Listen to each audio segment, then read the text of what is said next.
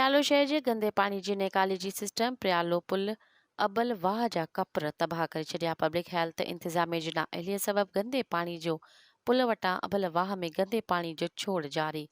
गंदे पानी जे छोड़ सबबि अबल वाह जे पुल ऐं कपर तबाह थी विया। पुल ऐं अबल वाह जा कपर तबाह सबबि वरी कंहिं रोड ऐं हादसे में इंसानी जायूं ज़ाया थियण जो ख़तरो। अबल वाह जे कपल ऐं पुल ऐं कपर तबाही जे किनारे ते पहुची विया। इरिगेशन ऑफिस साम्हूं हुजण बावजूद इरिगेशन अमलो ला इल्म बणियल।